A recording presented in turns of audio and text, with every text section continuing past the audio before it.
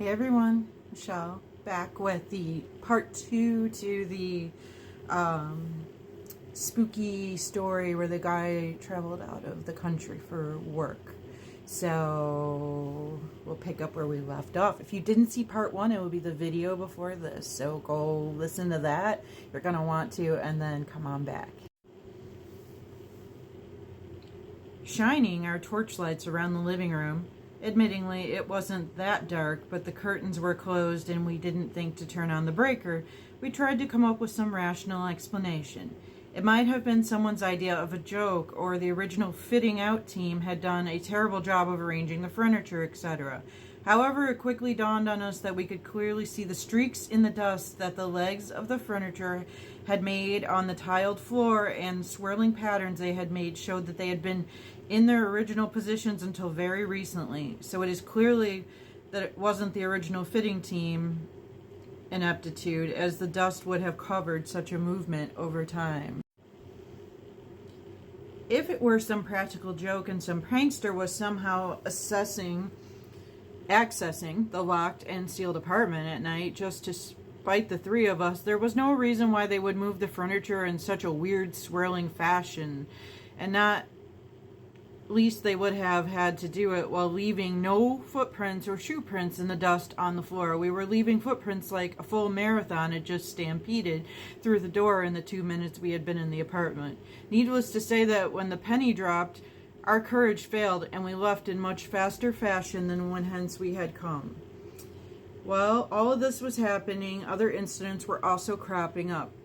After some nights of fitful, almost non-existent sleep, I would wake up to find one of the 2 black wire hairpins on the floor next to my bed. Even though one, I certainly do not use them, nor did the other 2 guys in the apartment. Company policy at the time required guys to keep out our hair short and tidy. 2, our housekeeper swore she did not use them, and 3, they were not there before going to bed. My colleague at the time also related his experience that while he was trying to sleep one night, he heard his name being called in the middle of the night. He promptly ignored it, but heard a voice telling him, "I know that you are pretending to be asleep." Upon hearing that, he covered himself with his blanket and turned his back to the voice while praying desperately with his eyes tightly shut. He then felt something touch his back through the blanket despite his prayers, to which he prayed even more feverishly, and only then slowly felt the presence recede.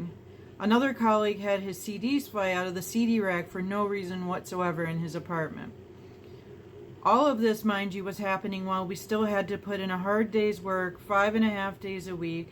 Thus, the lack of proper sleep was driving us crazy, and by that point, I had tried apologizing to it, quotations, for using up the spare bedroom, talking nicely to it, to ask it to leave me alone, and when that failed, sprinkling holy water around my room, saying prayers, etc., but nothing worked. We were seriously contemplating and stumped as thinking about getting a witch doctor in to perform rites as advised by the locals.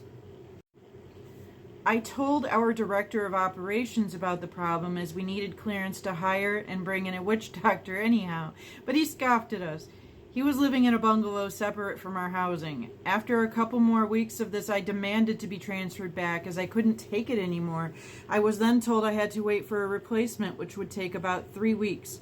I could have and I should have quit then, but I didn't, as it was my first real job, and I didn't want to give up so easily, although the pressure was getting to me. In the meantime, the water pipes laid under the floor in the kitchen of our apartment had also started leaking.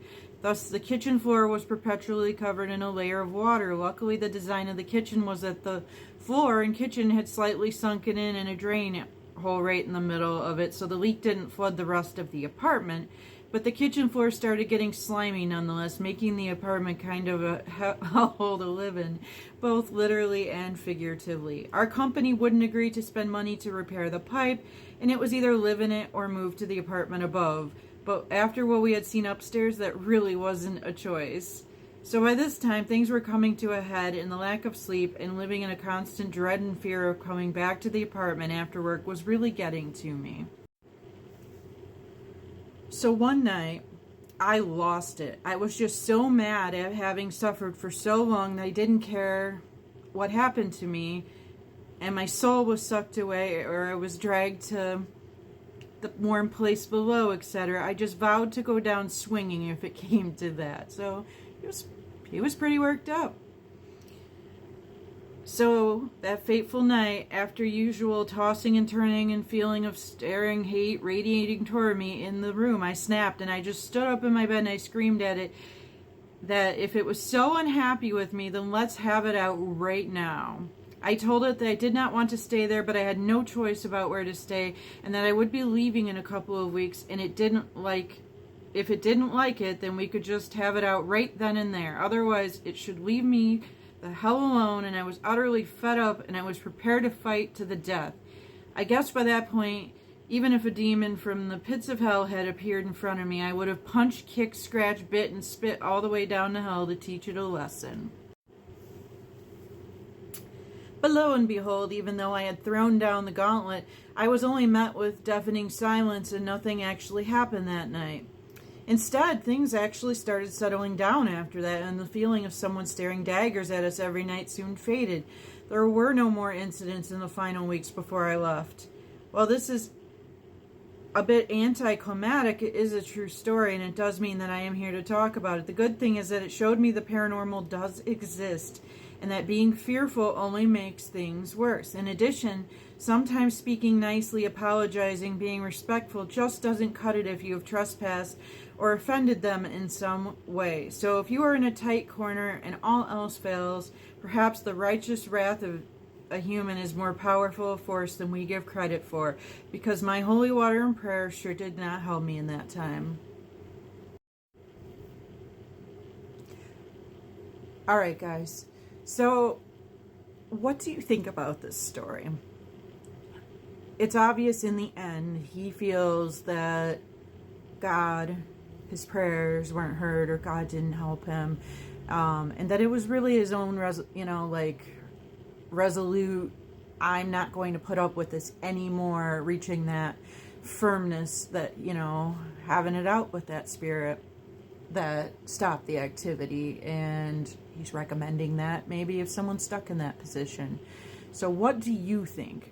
One, do you think this is a valid experience? In my opinion, there's so much, sure, 3 people feeling it and seeing the furniture with no footprints, but the furniture was scooted and there was scoot marks in the dust. I feel this is paranormal. Absolutely. Who knows what they bothered when they tore up that jungle land?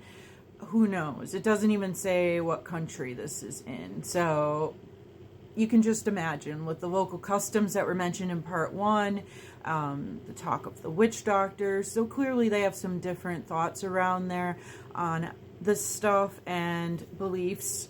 So you can just imagine what tribes or whatnot might have been on that land long ago and might not like these apartment buildings for sure. So I think the haunting is real. I think it probably comes from that land and something that's protecting that land.